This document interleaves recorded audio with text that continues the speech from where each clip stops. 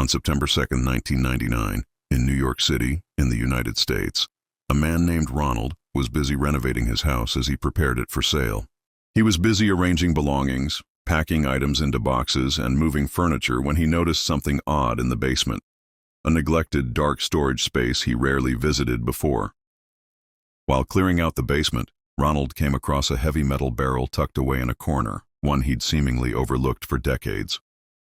The barrel, which had been sitting there for 30 years, had always been there unnoticed, completely forgotten until that day. Despite its unassuming appearance, Ronald decided it must be removed in compliance with the condition set by the new homeowner, that the house be completely empty. With great effort, he managed to roll the barrel out to the garbage area. The next day, as sanitation workers came to dispose of the trash, they found the barrel so heavy that it couldn't be carried by hand. They left a note on it reading that the barrel was too heavy to move and warned of its possibly dangerous contents. Curious and unnerved, Ronald then resolved to open it. Equipped with a crowbar and a metal saw, he finally pried the barrel open. To his dismay, a foul odor burst out as he uncovered its contents. Inside lay a strange green liquid and an almost surreal sight: a single woman's shoe, carelessly floating atop the liquid. Upon a closer inspection, he discovered even more. A human arm was partially immersed in the viscous green fluid. Shocked and frightened, Ronald immediately called the police. When the police arrived, they took Ronald's statement and seized the barrel for forensic analysis. In the makeshift laboratory, investigators made a chilling discovery. Inside the barrel was not only the repulsive liquid, but also a complete body. The victim turned out to be a young woman, probably in her late 20s, with dark hair and wearing clothes reminiscent of the 1960s. The cause of death was determined to be a severe blow to the head.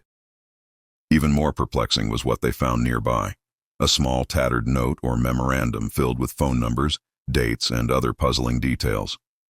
Nearly all the numbers were defaced or unresponsive when checked, leaving authorities with few leads. Further analysis of the barrel itself revealed that it had been manufactured in 1965. Originally used for transporting pigments, the barrel had once carried green liquid employed in manufacturing artificial trees. In 1971, the company responsible for this type of pigment, Millie Rose Plastic, had closed down, and curiously, its assets were tied to a man named Howard Kenz, who was also the original owner of the house Ronald was selling. As the investigation deepened, police began to link several key details. Despite the decades-long lapse since the crime, clues surfaced that pointed to a tragic backstory. Anonymous calls, mysterious and unexplained, hinted that Howard Kenz might have been involved. When the police interrogated him, a 71-year-old residing in Florida, he reluctantly admitted that he once knew a Latina woman from the 1960s, but couldn't recall much about her appearance or name. The investigation took a startling turn when forensic tests confirmed that the DNA taken from Howard matched with that of an unborn baby found in the victim's remains. It soon emerged that the woman had been pregnant. She was in her 9th month at the time of death, and the unborn child's DNA was a perfect match with Howard's. This revelation implicated Howard as the likely biological father. The plot thickened further when police received another anonymous call. The caller insisted that Howard had a long-ago relationship with a Latina woman and stated that the mysterious barrel in the factory was identical to one he'd seen back in the 1960s. Realizing the potential connection, investigators tracked down one of the phone numbers provided in the mysterious note.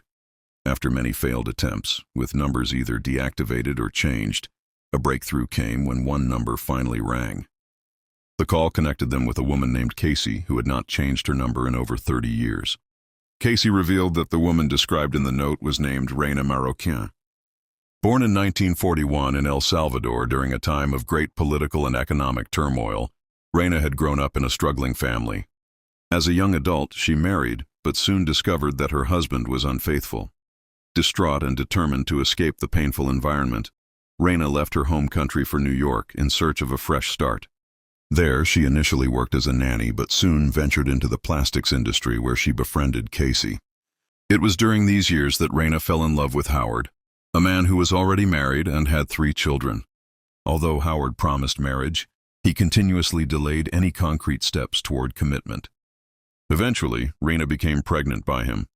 When news of the pregnancy and their clandestine affair reached Howard's wife, threats and danger escalated.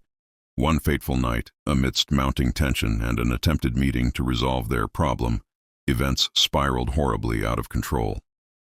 In a fit of rage, Howard struck Rena on the head with a blunt object, fatally injuring her. Desperate to cover up his crime, he forced her into the barrel, poured the toxic green liquid over her body, and sealed the container. Unable to move the 165-kilogram barrel by himself, he abandoned it in the basement, convinced that no one would ever uncover its contents. Once the grim evidence came to light, the case sent shockwaves through the community. Although police managed to solve major aspects of the mystery, one question remained unresolved.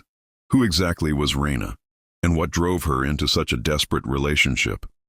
In the aftermath of the investigation, Rena's body was sent back to El Salvador and buried with her mother.